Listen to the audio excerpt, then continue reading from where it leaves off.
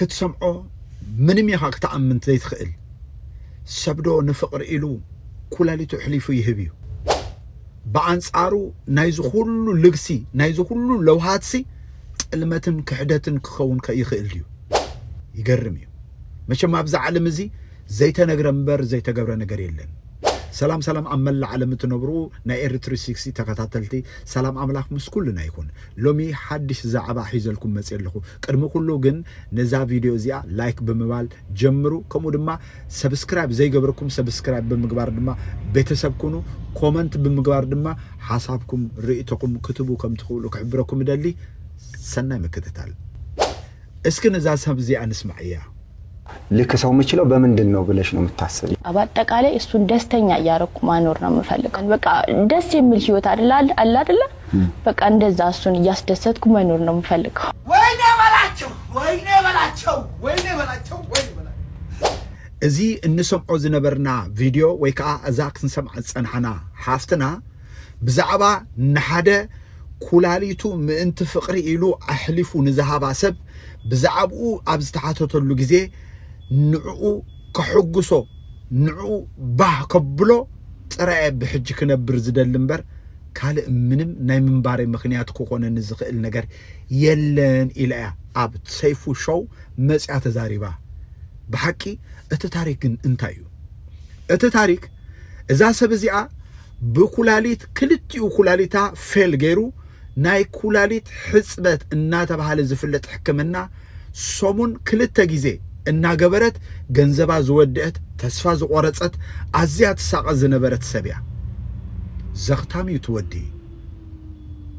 ናይ ራይድ ታክሲ አገልግሎት ድማ ሰራሕተኛ እዩ እዚ ሰብ እዚ ብኸምዚ ዓይነት መንገዲ ይላለያ እሞ በብዙሕ ዝዓይነቱ መንገዲ እናሓገዛ ይጸንሕ ኣብ ከምዚ ዓይነት ኩነታት እንከላ ግን ፍቅሪ ይሕዞ ብድሕሪኡ እዚ ሰብ እዚ ኩላሊተይ ክህበኪ እዩ ኢሉ ይሓታ ሕራይ ትብሎ ብድሕሪኡ ከይዱ ነቲ ዝወሃብ ኣካል ከይዱ ተመርሚሩ ክህብ ከም ዝኽእል ምስተፈልጠ ነቲ ኩላሊት ሂቡ ንሳ ድማ ናብታ ሃገረት ከይዳ ተሓኪማ ሓውያ መጽያ ሰይፉ ኣብትናቱ ፕሮግራም መጽኡ መጽያ ቃለ መሕተት ምስገበረላ ግን ነቲ ወዲ ምእንትናቱ ሓጎስ ምእንቲ ብድሕሪ ሕጂ ዘለዋ ህይወት ምእንቲ ንዕኡ እናኸበረት ከመይ ኢላ ከም ትነብር ተዛሪባ ግን እቲ ታሪክ ሓሶት እዩ ቀቅድም ናብ ሰይፉ ሾው መጽያ ምዝራባ ነቲ ሰብቲ ካብ ሓዳር ነጺጋቶ ተመሪዖም ምንባር ጀሚሮም ዋላ እንተነበሩ ነገር ግን ሓዳር ምሳኻ አይደልን ኢላ ገዲፋቶ ከም ዘላ ባዕሉ ኣብ ሚድያ ወጽኡ ተዛሪቡ እዚ ጉዳይ እዚ ብጣዕሚ ኣዘራራቢ ኮይኑ ኣብ ማሕበራዊ ሚድያ ሓድሽ ዓርስቲ ድማ ኮይኑሎ ከምዚ ኣሎ ድዩ ማዕረክ እንድስ ለውሃት በአንጻሩ ድማ እዚ ሁሉ ለውሃት ተገይርልካ ኻ ማዕረክ እንድስ ጥልመት እኳ ዳ ሚድያ መጽኻ ኻ እቲ ጉድካ ሓቢእኻስ ከይትብል ኣብ ሚድያ መጽኻስ ነቲ ዝተመርዓኽዎ ሰብ ሓጎሱ ንዕኡ በቃ ባህ እናበልኩ ክነብር ዝደል እምበር ካልእ ምንም ናይ ምንባር ምክንያት የብለይን ኢልካ ትሕሱ መቸም ቲክቶክ ይኹን ማሕበራዊ ሚድያ ብዛዕባ እዚ ነገር እዚ ዝዛረብ ዘሎ እዚ ወድስቲ እንታይ ከም ዝብል ንስማዕዮ። ሰላም የሀገሬ ልጆች ይህን ቪዲዮ ትናንትና ሰይፉ ሾው ላይ ተላልፏል። ቀይሽን አየና ኩላሊትን ይሰጥሻለሁ አለሽ? አዎ እኔ ይሰጥሻለሁ አለኝ። አዎ ሰጠሽ? ሰጠኝ። አይታችሁት ይሆናል ብዬ አስባለሁ። እኔ ሮሃማ ባለቤት ነኝ፣ ሀብታሙ እባላለሁ። ትናንትና ሰይፉ ሾው ላይ ባቀረበችው ሐሳብ ቅር ስለተሰኘው በጣም ውስጤ ስለተረበሸ ነው ይሄንን ቪዲዮ ይዤላችሁ የቀረብኩት። ሮሃማ የኔ ባለቤት ነች። ሮሃማ እኔና ሮሃማ ትውውቃችን ትንሽ ቆየት ይላል። ሮሃማ ሳቃስ ባጠገቧ ሰው የላትም፣ ባጠገቧ ሰው አልነበራትም። በከፋት ጊዜ ሰው ባጣችበት ጊዜ ተስፋ በቆረጠችበት ጊዜ አብሬያት ነበርኩኝ፣ ከጎናም ነበርኩኝ። ግን አሁን ላይ የኔና ሮሃማ ኑሮ የተለያየ ሆኗል። ሮሃማን ሳቃት በመኪና እየዞሩ እርዳታ ይሰበስቡ ልጆች ነበሩ። እኔ እነሱ ጋር እነሱን ለማገዝ ብዬ ነው እሷ ጋር የተጠጋሁት። በአጋጣሚ ተዋወቅን። ኩላሊቴንም ማሳለፍ የሰጧት ኩላሊቴን በፍቃደኝነት የሰጧት። ግን አሁን እኔና ሮሃማ ተለያይተናል። ከተለያየን ከ3 ወር ምናምን ይሞላናል። ኩላሊት ከሰጧት በኋላ ተጣልተናል፣ ተለያይተናል። ቤተሰቦቿ መርቀውኛል። አሁን ያለበት ህይወት ይሄን ነው። ቤት ተከራይተን ነበር የምንኖረው። አሁን የቤት ኪራይ መክፈሉን አቅቶኛል። የተወሰነ ዕቃ ቤት ውስጥ ነበረ። እቃውንም ሸጬዋለሁ። ምክንያቱም መሀል ላይ አሞኝ ነበር። ዞር ብሎ የሚያየኝም ሰው የለም። እናትም አባቴም የሉም፣ ሞተዋል፣ በህይወት የሉም። ኢቭን ሰሞኑን እንኳን በመኪና ሰው ገጭቼ ነበር። የሷ ወንድም ጠበቃ ነው እና አድረስልኝ ብዬ ነበረ፣ ግን አልመጣልኝም። ስለዚህ እኔና ሮሃማ ተከተለያየን 3 ወር ከምናምን ሆኖናል። አብረንን ያለችው እንዳለ ውሸት ነው። እሷ የራሷን ህይወት መርጣለች፣ ከኔ ህይወት ወጣለች። አሁን ያለሁበት ህይወት ይሄ ነው። ዞር ብሎ የሚያየኝ ሰው የለም። ስለዚህ የሀገሬ ልጆች የተናገረችው ነገር እንዳለ ውሸት ነው። ውሸት መሆኑን ደግሞ አስረድቼ እናገራለሁ።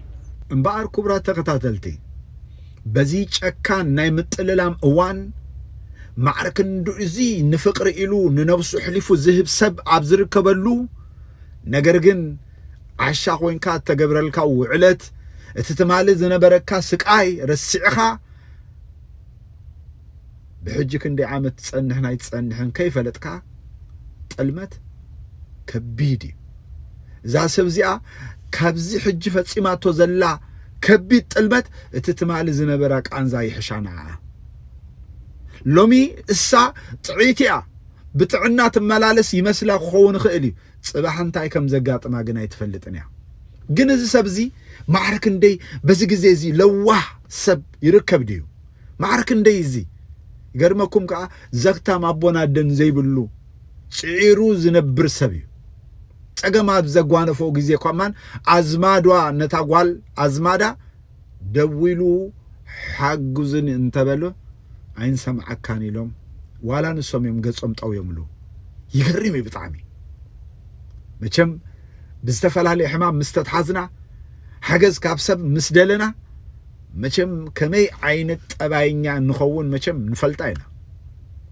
እቲ ትማሊ ዝነበረና ቃንዛ እቲ ዝነበረ ተስፋ ምቁራጥ እቲ ትማሊ ሎምዶ ጽባሕዶ ክመውት ዝብል ሕማም ረሲዕኻስ ሕጂ ድሮ ጥዑይ ኮይነ ኢልካ ማዕረክ እንድዚ ጥልመት ኣይብግባእን እዩ ነይሩ። ግን ብዙሓት ሰባት ድማ ብዛዕባ ዝፍስኣ ብዙሕ ይብሉ ኣለዉ። ሕስቲ ሓንቲ ጓል ኣንስተይቲ እንታይ ከም ትብል ንስማዕ እያ እስኪ። ወንድ ሞልቶ ወንድ በጠፋበት ሀገር ላይ ጤነኛ ሆነሽ ቆመሽ ሳይሆን ታመሽ አልጋ ላይ ተንጋለሽ ሁለቱም ኩላሊቶችሽ ፌል አድርገው እንደዚህ ነው አፍቃሪ ወንድ አለ። ለአመታት የኩላሊት እጥበት ሲደረግልሽ የራይድ ሹፌር ሆኖ ያለምንም ክፍያ ከቤትሽ ወደ ሆስፒታል ከሆስፒታል ወደ ቤትሽ እያመላለሰ እያሳከመሽ አልፎም ተርፎም እዛ አልጋ ላይ ሆነሽ በዚህ በከባድ በሽታ ታመሽ አፈቀረሽ። ከዛም አልፎ ተርፎ ማንም ሊያደርገው የማይችለውን ጸጉሩን ሳይሆን ነቅሎ የሰጠሽ ኩላሊቱ አሳልፎ ኩላሊቱን ሰጠሽ። ታዲያ ለዚህ ልጅ መከዳት ይገባዋል? በዚህ ዘመን ወንድ ልጅ ተኝተሽ ኩላሊትሽ ፌል አድርጎ ሳይሆን ቆመሽ እየሄድሽ አፍቅሪያታለሁ ብሎ አግብቶሽ ፊትሽ ማዲያት ሲያወጣ ስትከሺ ስትወቅሪ ከቤት አውጥቶ ለሚያባረርሽ ወንድ በሞላበት ሰዓት አንቺ ግን ታመሽ ማንም ዞር ብሎ ሳይሽ ደክመሽ ወድቀሽ በአየር ሳይሆን በኦክሲጅን በመተነፍሽበት ጊዜ አለሁልሽ ብሎ እንደ መልአክ ተጠግቶ ስጋውን አውጥቶ ስጋሽ ውስጥ አስገባ። አንቺ ስጋ ውስጥ አንቺ ውስጥ የሱ ስጋ አለ፣ የሱ ደም አለ። ታዲያ ለዚህ ልጅ መከዳት ይገባዋል?